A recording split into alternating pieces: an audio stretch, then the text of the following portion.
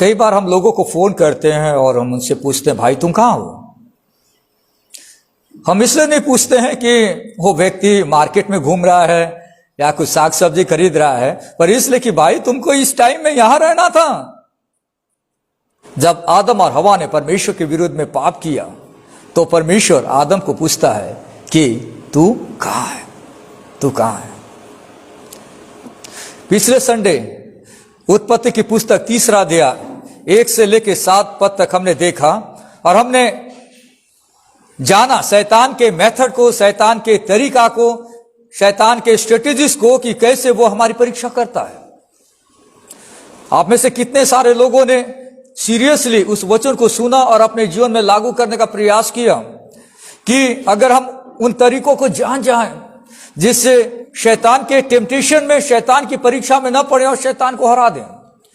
किसी व्यक्ति को हराने के लिए सामने वाले के तरीकों को पकड़ना बहुत जरूरी है कि उसके पास ऐसी कौन सी टेक्निक है जिससे वो सामने वाले व्यक्ति को हरा देता है।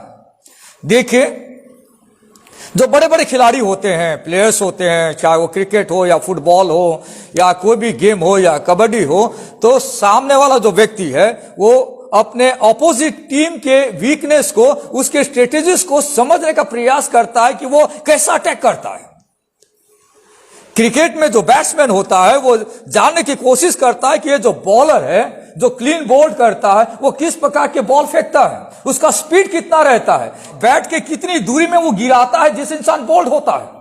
तो जो बड़े खिलाड़ी बनते हैं वे सामने वाले जो बॉलर है उसका पूरा अध्ययन करते हैं, पूरा कैसे वो बॉल फेंकता है उसको वो लोग रिप्ले में देखते रहते हैं, सीखते रहते हैं कि सामने वाला व्यक्ति ऐसा बॉल फेंकता है तो ऐसी स्थिति में जो बैट्समैन होता है, जो बल्लेबाज होता है, वो कहां मिस्टेक करता है, जाके स्टंप में बॉल लगती है। तो कई बार वो लोग वीडियो देखते रहते हैं सामने वाले व्यक्ति को पकड़ने के लिए, उसके तरीका को जानने के लिए, उसके स्ट्रेटेजीज को समझने के लिए कि अगर वो यहां पर इस बार बॉल फेंकेगा तो उसको मैं कैसे हैंडल कर पाऊंगा, कैसे मैं उस बॉल को मैं सामना कर पाऊंगा अपने बैट से और मैं अपने आप को बचा लूंगा और उसके साथ साथ मैं उसी बॉल को कैसे मैं बाउंड्री के पार में भिजवा सकूंगा। तो वो टेक्निक को समझने की कोशिश करता है, तब कहीं जाके वो बॉलर को जीत पाता है और हरा पाता है और उस बॉल पे वो छक्का या चौका मार लेता है और अपने आप को डिफेंड कर लेता है। मैं और आप इस संसार में रहते हैं, सबसे बड़ा दुश्मन है शैतान। आज बहुत सारे लोगों के जीवन में और परिवारों में शैतान ने काम कर रखा है, जिसके कारण आज परिवार बहुत दुर्गति में और बहुत ही डाउन उनका मसीह जीवन चल रहा है। बहुत सारे लोगों का, हर कलीसियाओं में जाकर देखो, इतना शैतान ने पकड़ कर रखा है। आज हम आगे देखेंगे उसके 8 पद से आगे में, 8 पद से 13 पद तक। शैतान के तरीका को जानने के बावजूद भी हम कई बार परमेश्वर के विरुद्ध पाप करते हैं। हमें पता रहता है कि शैतान जो है उस तरीके को अपनाया, फिर भी चूंकि हमारे अंदर में पाप का स्वभाव है, इसलिए पाप के स्वभाव के कारण किसी न किसी पाप में शैतान हमें गिरा देता है और हम गिर जाते हैं। तो ऐसी अवस्था में हम क्या करें? क्या हम उस पाप के कंडीशन में हमेशा बने रहें? कोई संभावना है कि हम फिर से परमेश्वर के साथ रिस्टोर हो जाएं? हमारा जो टूटा हुआ रिश्ता परमेश्वर के साथ था, जो इंटीमेट फेलोशिप परमेश्वर के साथ था, उसको हम फिर से कैसे परमेश्वर से जोड़ें? आज का मेरा संदेश उन लोगों के लिए है जो परमेश्वर की आज्ञा को तोड़कर परमेश्वर से दूर चले गए हैं, अपने आप को ढांपने का, ढकने का प्रयास कर रहे हैं, अपने आप को छिपाने का प्रयास कर रहे हैं कि कोई व्यक्ति मुझे ना देखे। आप कितना दूर परमेश्वर से भागेंगे, कितना अपने आप को कवर करते रहेंगे, अपने शरीर को, अपने दिखावेपन से कि आपके अंदर कोई पाप नहीं है, आपने परमेश्वर की आज्ञा को तोड़ा नहीं है। आप कितना छिपते रहेंगे परमेश्वर के सामने से। कई सारे लोग ऐसा सोचते हैं कि मेरा पाप बहुत बड़ा है, क्या परमेश्वर मेरे पाप को क्षमा करेगा?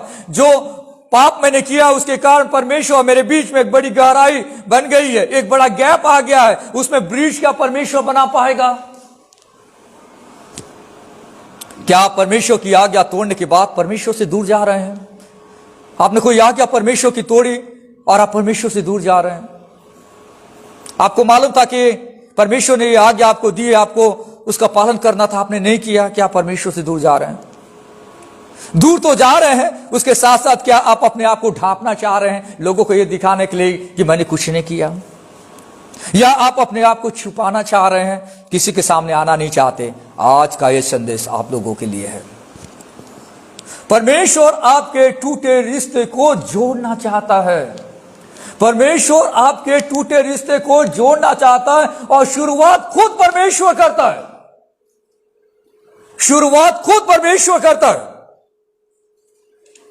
उसका 7वां पद, अध्याय 3, जब उन्होंने परमेश्वर की आज्ञा को तोड़ा तो क्या हुआ? तब उन दोनों की आंखें खुल गई और उनको मालूम हुआ कि वे नंगे हैं। इसलिए उन्होंने अंजीर के पत्ते जोड़ जोड़ कर लंगोट बना लिए। लंगोट आप लोग समझते हैं, है ना? मेनली हम लोग कहते हैं कई बार जंगल में या अंदर में बहुत गांव देहात में रहने वाले लोग एक लंगोट पहन के घूमते रहते हैं, जो सिर्फ कमर के नीचे के एरिया को कवर करता है। इन्होंने पत्ते को सिला और अपने नंगेपन को ढांकने के लिए उसका इस्तेमाल किया। जब आदम और हवा ने परमेश्वर की आज्ञा को तोड़ा तो वे जान गए कि उन्होंने पाप किया है, और उसके बाद आदम और हवा ने अपने आप को ढांपना प्रारंभ किया, अपने आप को छुपाने लगे, परमेश्वर की आवाज से दूर रहना चाह रहे थे। पर हम परमेश्वर के वचन में देखते हैं, पद 8 में, परमेश्वर खुद उस टूटे रिश्ते को जोड़ना चाहता है। शुरुआत खुद परमेश्वर करता है। देखिए पद 8 में देखिए, तब यहोवा परमेश्वर जो दिन के ठंडे समय वाटिका में फिरता था का शब्द उनको सुनाई दिया। तब आदम और उसकी पत्नी वाटिका के वृक्षों के बीच यहोवा परमेश्वर से छिप गए। परमेश्वर खुद पर्सनली उनके पास आता है और डायरेक्टली उनको एड्रेस करता है। जब और आप परमेश्वर की आज्ञा को तोड़कर परमेश्वर से दूर जाते हैं, अपने आप को ढांपना चाहते हैं, छुपाना चाहते हैं, God himself comes to us personally. परमेश्वर हमारे पास डायरेक्टली आता है। आदम और हवा ने परमेश्वर की आज्ञा को तोड़ा, खुद परमेश्वर ने इनिशिएटिव लिया उनके पास आने का। उसी अदन की वाटिका में, बाइबल में लिखा, जिस अदन की वाटिका में परमेश्वर ने उनको रखा था, दिन के ठंडे समय में वाटिका में फिरता था, का शब्द उनको सुनाई दिया। तब आदम और उसकी पत्नी वाटिका के वृक्षों के बीच यहोवा परमेश्वर से छिप गए, क्योंकि उन्होंने पाप किया। जब इंसान पाप करता है तो अपने आप को छुपाने लगता है। आप कहीं पर भी देखिए, आज की दुनिया में भी कोई इंसान जब कोई गलत काम करता है या उसके ऊपर में पुलिस रिपोर्ट होता है और उसे पता चल गया कि अब मुझे जेल होने वाली है, तो क्या करता है? वो छुपने के लिए भागता है। छुपने के लिए एक गांव से दूसरे गांव, दूसरे शहर में, दूसरे राज्य तक जाते हैं। कई बार पुलिस पता लगा के रिश्तेदारों को पकड़कर मारपीट करके उनके जरिए उस आदमी का पता लगाता। पता चला कि वो कहाँ है, हरियाणा में है या कहीं और दूसरे राज्य में गया है। क्यों?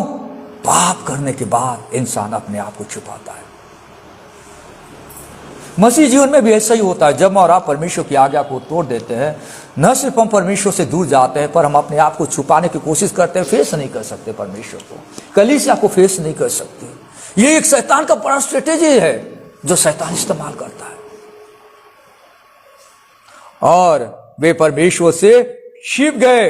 पर परमेश्वर खुद स्वयं पर्सनली उनके पास आता है और उनको एड्रेस करता है, उनसे बातचीत करता है डायरेक्टली। दूसरी बात, परमेश्वर उनके पास आता है एक सच्चाई को लेके और उन्हें बताता है कि अब तुम्हारा पतन हो गया है। ट्रूथ। परमेश्वर न सिर्फ हमसे बातचीत करता है, पर परमेश्वर में बताता है कि कहां तुम परमेश्वर से दूर पाप के कंडीशन में फंसे हुए हो। डायरेक्टली परमेश्वर ट्रूथ को, सत्यता को हमारे सामने लेकर आता है। जब मैं और आप परमेश्वर की किसी आज्ञा को तोड़कर परमेश्वर से दूर भागना चाहते रहते हैं, परमेश्वर पीछे पीछे आता है कि मेरे बच्चे को मैं बचा लूं। हम तो पापी, हम वापस नहीं आ सकते, क्योंकि हमारे अंदर तो लज्जा आ गई। हम परमेश्वर के पास कैसे जाएंगे? परमेश्वर खुद ढूंढने आता है, परमेश्वर खुद बचाने आता है अपने बच्चों को, कि फिर से उस रिश्ते को फिर से बना लें जैसा पहले था। परमेश्वर आपके टूटे रिश्ते को जोड़ना चाहता है, और इसके लिए परमेश्वर खुद शुरुआत करता है आपके लाइफ में। और जब परमेश्वर आता है तो यहां पे आप देखिए, यहां पर उसने एक प्रश्न पूछा। परमेश्वर हमसे भी यह प्रश्न पूछता है। प्रश्न क्या है? उसके 9वें पद में लिखा, तब यहोवा परमेश्वर ने पुकार कर आदम से पूछा, तू कहां है? उसने कहा, मैं तेरा शब्द बारी में सुनकर डर गया, क्योंकि मैं नंगा था इसलिए छिप गया। मैं छिप गया, तेरी आवाज को सुनकर मैं छिप गया। एक समय ऐसा था कि आदम और हवा परमेश्वर की आवाज को सुनने के लिए वेट किया करते थे, इंतजार किया करते थे। परमेश्वर उनके साथ बातचीत करता था, पर पाप करने के बाद, पाप की एंट्री के बाद अब वे उसी परमेश्वर से बातचीत करने के लिए तैयार नहीं है, क्योंकि पाप ने एक बड़ा अलगाव को ले आया। एक समय आप हो सकता है परमेश्वर के लिए बहुत एक्साइटेड थे, परमेश्वर के लिए काम करना चाहते थे, परमेश्वर के साथ दोस्ती करने के लिए आपके अंदर में बड़ी लालसा थी और आप बहुत खुश रहा करते थे, आप बहुत पैशनेट थे। पर अगर आप परमेश्वर की आज्ञा को तोड़ देते हैं तो आपका वो जॉय समाप्त हो जाता है और आप अपने आप को छिपाने लगते हैं। क्यों? अब आप फेस नहीं कर सकते। लेकिन ऐसी अवस्था में परमेश्वर आपसे एक प्रश्न पूछता है, जैसे उसने आदम से पूछा, तू कहां है? परमेश्वर पूछता है उन सारे लोगों से जो परमेश्वर की आज्ञा को तोड़कर दूर जा रहे हैं, अपने आप को ढांपना और छुपाना चाह रहे हैं। परमेश्वर पूछता है, तू कहां है? परमेश्वर उस गल्फ को, उस गड्ढे को परमेश्वर भरना चाहता है जो पाप के कारण में इंसान और परमेश्वर के बीच में आ गया। परमेश्वर उस गैप को भरना चाहता है, उस गड्ढे को भरना चाहता है। इस प्रश्न का मतलब क्या है? परमेश्वर ने यह प्रश्न उनसे क्यों पूछा कि तू कहां है? क्या परमेश्वर को नहीं मालूम था कि वे लोग पेड़ के पीछे छिपे हुए हैं? परमेश्वर को मालूम था, पर इस प्रश्न के पीछे कुछ अर्थ है। परमेश्वर बताना चाह रहा था कि आदम, अब तुम्हारा पतन हो गया। इस प्रश्न को पूछ के वो आदम को बताना चाहता कि अब तुम्हारा पतन हो गया है। क्या तुमको मालूम है? परमेश्वर आदम को वापस लाना चाहता है कि वो अपने पापों से पश्चाताप करें। परमेश्वर यह बताना चाह रहा है कि परमेश्वर कितना दुखी होता है जब एक व्यक्ति परमेश्वर से दूर चला जाता है। परमेश्वर बताना चाहता है कि मैं तुझे ढूंढने आया हूं। परमेश्वर बताना चाहता है कि तेरी जो जिम्मेदारी थी, उस जिम्मेदारी से तू दूर भाग गया है। तेरी अपनी एक जिम्मेदारी थी। परमेश्वर को इंफॉर्मेशन नहीं चाहिए आप कहां हो, आप इधर घूम रहे हो, उधर घूम रहे हो, कहां पर हो। परमेश्वर ये नहीं पूछ रहा है। परमेश्वर ये पूछ रहा है कि इस प्रश्न के द्वारा वो व्यक्ति जान सके कि जो तूने किया है वो बहुत बड़ा परमेश्वर के विरुद्ध में किया गया कार्य है। देखिए, जब आदम और हवा दोनों साथ में रहते थे, आपको मालूम है कि हवा के जरिए सर आदम तक पहुंचा था। सबसे पहले उसने हवा को ललचाया, उसकी पत्नी को, और पत्नी उसके झांसे में आ गई, सर्प के झांसे में, और उसने फल को तोड़कर खाया, और उसके बाद उस फल को उसने अपने पति को भी दिया। शुरुआत किसने किया? हवा ने किया। पर प्रश्न किसको पूछा जा रहा है यहां पे? पति को। किसको? पति को, आदम को। तुम लोग कहां, वो नहीं पूछ रहा है। देखिए, ध्यान से समझिए ग्रामर को। तुम लोग कहां, वो ऐसा नहीं पूछ रहा है। तू कहां है, व्यक्तिगत प्रश्न है। तू कहां है? फैक्ट को आप देखिए, समझने का प्रयास करिए। आदम और हवा दोनों वहां उपस्थित थे, पर परमेश्वर मैन को, पुरुष को एड्रेस कर रहा है। क्यों कर रहा है? क्योंकि आदम एक घर का मुखिया होने के नाते वो फेल हो गया और परमेश्वर की आज्ञा को उसने तोड़ दिया। उसने अपने पत्नी को भी सही डायरेक्शन नहीं दे पाया। उसके पास एक बड़ी जिम्मेदारी है। एक्चुअली देखा जाए, जो पुरुष है वो घर का मुखिया, एक लीडर है, घर चलाने की जिम्मेदारी उसे दी गई है। अगर वो परमेश्वर को मानने वाला व्यक्ति है तो सबसे पहला अकाउंट पुरुष से लिया जाएगा, क्योंकि परमेश्वर ने उसे लीडरशिप रोल दिया है घर में। घर का मुखिया, घर का हेड को परमेश्वर पूछता है, पत्नी को नहीं पूछता पहले। आगे आप देखिए, वो बताता है कि मैं छिप गया क्योंकि मैं नंगा था। पद 11 में परमेश्वर से फिर से पूछता है, किसने तुझे बताया कि तू नंगा है? जिस वृक्ष का फल खाने को मैंने तुझे मना किया था, क्या तूने उसका फल खाया? दूसरा प्रश्न परमेश्वर से पूछता है कि क्या तूने वह किया जो मैंने मना किया था? जो चीज परमेश्वर हमें मना करता है और हम उसे करते हैं, तब हम जान पाते हैं कि हमको ऐसा नहीं करना था। बाद में परमेश्वर पूछता है, क्या तूने वो किया जो मैंने मना किया था? तब वो कहता है पद 12 में, आदम ने कहा, जिस स्त्री को तूने मेरे संग रहने को दिया है उसी ने उस वृक्ष का फल मुझे दिया और मैंने खाया। वो क्या बताना चाह रहा है? इस पत्नी के कारण में आज मैंने पाप किया। कई बार लोगों के जीवन में ऐसा होता है, मैंने ये गलत कदम क्यों उठाया, मैंने पाप क्यों किया? इसके कारण में, इन लोगों के कारण में, मेरे दोस्त के कारण में, मेरे माता पिता के कारण में, मेरे भाई बहन के कारण में, मेरे रिश्तेदार के कारण में मैंने ये गलत कदम उठाया। एडमिट अपना नहीं कर रहा है कि मैंने गलत किया, मैंने गलत कदम उठाया, पर साथ साथ ये बता रहा है कि मैंने इन लोगों के कारण में परमेश्वर की आज्ञा को मैंने तोड़ दिया। ब्लेम करना। कई बार इंसान जब पाप करता है तो एडमिट नहीं करता, ब्लेम करता है। ब्लेम करता है कि इसके कारण में मैं ऐसा कर रहा हूं या परिस्थितियां मुझे ऐसा करा रही है।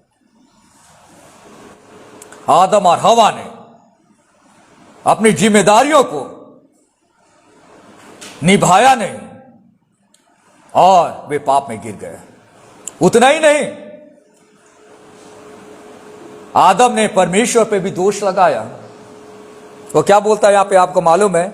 जिस स्त्री को तूने दिया था मेरे संग रहने के लिए, परमेश्वर पे दोषारोपण। कई सारे लोग ऐसे करते हैं लाइफ में, अपने पापों को स्वीकार नहीं करते पर ब्लेम करते किसी व्यक्ति पर और अल्टीमेटली परमेश्वर के ऊपर में। परमेश्वर, अगर तू मेरे जीवन में परिस्थिति नहीं ला रहता ना, मैं एकदम 100% राइट रहता। अगर मेरा पति बेकार आदमी नहीं होता, पीने खाने वाला नहीं रहता, प्रभु मैं एकदम परफेक्ट रहता, उसके कारण मेरे से गलती हो गया। या मेरी पत्नी ऐसी है ना, इसके कारण में मैंने गलती कर लिया परमेश्वर। पर आखिरी अल्टीमेटली वो क्या बताना चाह रहा? परमेश्वर तूने इस पत्नी को मुझे दिया ना जिसके कारण मैं पाप किया। उनको लगा कि उनके काम को कोई देखने वाला नहीं है, क्योंकि दो ही लोग थे, कोई देखने वाला नहीं है, कोई नोटिस करने वाला नहीं है। पर उनको क्या मालूम, परमेश्वर की नजर तो हर व्यक्ति पे लगी रहती है। कई बार लोग सोचते हैं कि कोई तो मुझे नहीं देख रहा है, और उस समय तो मात्र दो ही लोग थे, पूरे पृथ्वी पर दो ही लोग थे, कोई संभावना थी नहीं। आज का दुनिया रहता तो हो सकता है कि कहीं पे अटैक करके लोग भाग रहे हैं, घर में सीसीटीवी कैमरा ना लगा हो, पर रोड में कहीं पकड़ में आ गया, कहीं ना कहीं से इंसान को पता चल गया कि इंसान है ना, दो चार लोग अनजान लोग इस रास्ते में गुजर रहे थे, पकड़ में आ गया। पर उस समय तो कोई था ही नहीं, इसलिए उनको लगा कोई नोटिस नहीं कर रहा है, अब कोई देखने वाला नहीं है। कई बार ऐसा लोग सोचते हैं कि कोई देखने वाला नहीं है, पर परमेश्वर देखता है। आदम ने हवा पे दोष लगाया, उसको उस पर ब्लेम किया, और हवा ने किस पर? सर पे। पद 13 में कहा, तब यह हुआ परमेश्वर ने स्त्री से कहा, तूने यह क्या किया? स्त्री ने कहा, सर्प ने मुझे भड़का दिया, तब मैंने खाया। शैतान जो है वो हमेशा परमेश्वर के वचन की सत्यता को बदलकर हमारे सामने पहुंचता है। He deceives us by exchanging the truth of God for lie. कई सारे लोग बहुत क्लेवर होते हैं, झूठ को भी ऐसा बताएंगे कि वे सही बोल रहे हैं, और सही को भी झूठा बनाकर लोगों को बता देते हैं। परमेश्वर का वचन मुझे और आपको सावधान करना चाहता है और बताना चाहता है कि हम इस प्रकार की चीजों से दूर रहें। देखिए, रोमियो की पत्री 1 अध्याय 25 पद में लिखा है, क्योंकि उन्होंने परमेश्वर की सच्चाई को बदलकर झूठ बना डाला और सृष्टि की उपासना और सेवा की, न कि उस सृजनहार की जो सदा धन्य है। आमीन। सच्चाई को बदलकर झूठ बना दिया। शैतान का काम ही वही होता है, सच्चाई को बदलता है और झूठ बना देता है। पिछले संडे मैंने आपसे कहा था कि कैसे शैतान गलत इंटरप्रिटेशन करता है, गलत व्याख्या करता है परमेश्वर के वचन का। किसी व्यक्ति के जरिए, किसी पास्टर के जरिए, किसी प्रचारक के जरिए बाइबल का ही पद पढ़वाएगा, पर बाइबल के पद को अपने अर्थों में समझाएगा लोगों को। यह शैतान का सबसे बड़ा स्ट्रेटेजी है, परमेश्वर के वचन को अपने तरीके से लोगों को समझाना। और लोगों को लगता है कि पास्टर बता रहा है, लोगों को लगता है कि प्रचारक सिखा रहा है, इसलिए वो सही बोल रहा है, पर शैतान उस व्यक्ति को इस्तेमाल कर रहा है कि परमेश्वर के वचन को गलत अर्थ बनाकर आपके सामने प्रस्तुत करे और आप उसमें फंस गए। शैतान का बड़ा स्ट्रेटेजी, इसलिए परमेश्वर के वचन को समझना और सीखना बहुत जरूरी है। जब आप सीखेंगे तब आप परमेश्वर के साथ सही मूवमेंट करते रहेंगे। परमेश्वर ने मुझे और आपको इसलिए बनाया है कि मैं और आप परमेश्वर के फेलोशिप को एंजॉय करें, परमेश्वर की संगति का आनंद उठाएं। यह परमेश्वर का उद्देश्य था। आज बहुत सारे लोग सोचते हैं कि मैं परमेश्वर के साथ चल रहा हूं, but where you have fellowship with God, परमेश्वर के साथ संगति किधर है? परमेश्वर ने आदम और हवा को क्यों बनाया था? कि परमेश्वर उनके साथ फेलोशिप करे। पाप के फेलोशिप टूट गया, एक बड़ा गड्ढा आ गया, अलगाव आ गया, गैप बन गया, तभी तो छिप रहे हैं। लेकिन बड़ी बात यह है, मेरे और आपके लिए गुड न्यूज़ ये है कि परमेश्वर फिर से आता है उस फेलोशिप को रिस्टोर करने के लिए। कितना बड़ा आनंद का सब्जेक्ट मेरे और आपके लिए। Sin destroys fellowship। जब आप पाप करते हैं तो आपका परमेश्वर के साथ संगति टूट जाता है। पाप करते हैं तो परमेश्वर से दूर आप चले जाते हैं। पर परमेश्वर खुद ढूंढने आया। अगर परमेश्वर हमको नहीं ढूंढता तो मैं और आप पाप की गंदगी में पड़े रहते। परमेश्वर हमें क्षमा करना चाहता है, फेलोशिप को रिस्टोर करना चाहता है। पहला यूहन्ना उसका 1:9 पहला यूहन्ना 1:9 में देखिए, इस प्रकार लिखा है, यदि हम अपने पापों को मान लें तो वो हमारे पापों को क्षमा कर दे और हमें सब अधर्म से शुद्ध करने में विश्वास योग्य। यदि हम अपने पापों को मान लें तो, मैंने कहा कि हमें पाप तो नहीं करना चाहिए, परमेश्वर चाहता, पर कभी कभी हम पाप के स्वभाव में हैं, इसलिए हम परमेश्वर की आज्ञा को तोड़ देते हैं। पर परमेश्वर की आज्ञा को तोड़कर दूर जाने में भलाई नहीं है, अपने आप को ढांपने में भलाई नहीं है, अपने आप को छुपाने में भलाई नहीं है। भलाई ये है रिपेंटेंस, पापों को मानकर वापस परमेश्वर के पास आना है, फिर से कहना है, प्रभु मैं फिर से तेरे साथ जीना चाहता हूँ, तेरे साथ फेलोशिप मैं करना चाहता हूँ, फेलोशिप को मैं एंजॉय करना चाहता हूँ, तो मेरी मदद कर और सहायता कर। आप अपने पापों को ढांक नहीं सकते। कई सारे लोग अपने पापों को ढांकने का प्रयास करते हैं, अपने आप को ढांकने का प्रयास करते हैं। कई बार इंसान रूप बदल कर जाते हैं। देखिए, कई बार लोग लूटपाट करते हैं तो या तो मास्क पहनेंगे या कुछ और चीज ढक के जाएंगे कि लोगों को पता न चले। पर कपड़ा ढक देने से इंसान की आइडेंटिटी छिप नहीं जाती है, किसी न किसी तरीके से इंसान पकड़ा जाता है। कोई इंसान परमेश्वर की आज्ञा को तोड़कर अपने आप को ऐसा प्रस्तुत करे, अच्छे कपड़े पहन के, अच्छे ड्रेस पहन के, कि मैं बहुत होली इंसान हूँ, पवित्र इंसान हूँ, अपने पाप को वो ढक के नहीं रख सकता लंबे समय तक। आजकल बहुत सारे लोग उस टाइप का जीवन जीते हैं, अपना चर्च का जीवन कुछ और, व्यक्तिगत जीवन कुछ और, कवर करके लोगों को पता न चले मैं कितना बेकार आदमी। लोगों को हमेशा ये पता चले कि मैं बहुत अच्छा इंसान हूं, बहुत अच्छा, मैं परमेश्वर का भय मानने वाला इंसान हूं। जब वो लोगों के बीच में आता है, लोग अपने आप को कवर करते हैं। कई बार लोग अपने अच्छे कामों के द्वारा ये बताते हैं कि मैं परमेश्वर से बहुत प्यार करता हूं, और अपने आप को परमेश्वर से दूर ले जाते हैं। Are you willing to be restored? क्या आप फिर से परमेश्वर के साथ एंजॉय करना चाहते हैं उसकी संगति का? परमेश्वर के पास आइए, अपने पापों को मानकर परमेश्वर को अपना प्रभु मानिए, जीवन का मालिक मानिए। शैतान नाश करने के लिए हमें धोखा देता है, परमेश्वर बचाने के लिए हमें ढूंढता है। Satan deceives to destroy us, but God searches to save us. Satan deceives to destroy us, but God searches to save us. शैतान हमें डिस्ट्रॉय करना चाहता है। समझिए शैतान के ट्रिक को। परमेश्वर हमें बचाना चाहता है। परमेश्वर पूछता है आदम से, तुम कहाँ हो? परमेश्वर हर व्यक्ति से पूछता है जो परमेश्वर की आज्ञा को तोड़कर छिप रहे हैं, अपने आप को ढांप रहे हैं, परमेश्वर से दूर जा रहे हैं, तुम कहाँ हो? तुम कहाँ हो? आदम और हवा ने अपने आप को ढांपना प्रारंभ किया जैसे हर व्यक्ति करता है। आदम और हवा अपने आप को छुपाने लगे जैसे हर व्यक्ति करता है। परमेश्वर की आवाज से दूर रहना चाहते थे। उनको अब सुनना नहीं है परमेश्वर की आवाज। जब कोई इंसान पाप में पड़ जाता है तो उसे परमेश्वर की आवाज सुनने की इच्छा नहीं होती। वो फेस नहीं कर सकता परमेश्वर को। बट प्रेज गॉड, परमेश्वर का धन्यवाद हो, परमेश्वर खुद हमारे पास आता है और परमेश्वर उस टूटे रिश्ते को जोड़ना चाहता है। शुरुआत खुद परमेश्वर करता है। पर प्रश्न यह है कि कहीं आप ऐसे किसी पाप में फंसकर परमेश्वर से दूर तो नहीं जा रहे हैं? दूर जाकर अपने आप को ढांपने का प्रयास तो नहीं कर रहे हैं? दूर जाकर कहीं अपने आप को छुपाने का प्रयास तो नहीं कर रहे हैं? परमेश्वर पूछता है तू कहां है? क्या तूने मेरी आज्ञा को तोड़ा? मेरे प्रियो, परमेश्वर मुझे और आपको ढूंढने वाला परमेश्वर है। जैसे मैंने आपसे कहा कि Satan deceives to destroy us, God searches to save us। आइए हम अपने सरों को परमेश्वर के सामने झुकाएं। प्यारे परमेश्वर, हम आपको धन्यवाद देना चाहते हैं।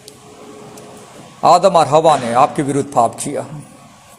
वे दूर जाने लगे, छिपने लगे, अपने आप को ढांपने लगे। परमेश्वर आप खुद उनके पास आए अदन की वाटिका में। फिर से परमेश्वर आप उन्हें जोड़ना चाह रहे थे। आप कितना ज्यादा प्रभु आप प्यार करने वाले परमेश्वर हैं। कई बार इंसान हटीपन में प्रभु आपकी आज्ञा को तोड़कर दूर दूर चला जाता है और शैतान उसका फायदा उठा लेता है। पर प्रभु, हम आपसे प्रार्थना करते हैं, आज आपका वचन हमसे बातचीत करना चाहता है, हमें बताना चाहता है और हमसे पूछता है, हर एक व्यक्ति से पूछता है जो आपकी आज्ञा को तोड़कर परमेश्वर दूर जा रहे हैं या आपकी आज्ञा को तोड़कर प्रभु अपने आप को कवर अप करना चाह रहे हैं, अपने आप को छिपाना चाह रहे हैं। प्रभु, हम हर एक व्यक्ति के लिए प्रार्थना करते हैं जो इस मैसेज को सुनता है, प्रभु वो वापस आपके पास लौट आए, फिर से फेलोशिप रिस्टोर हो सके, फेलोशिप को एंजॉय कर सके। जो फेलोशिप प्रभु आपने हमें दिया है, ये इटर्नल फेलोशिप है और हमें इसको एंजॉय करना है। आज के वचन के लिए हम आपको धन्यवाद देते हैं। उद्धारकर्ता यीशु के नाम से हम इस प्रार्थना को मांगते हैं, आमीन।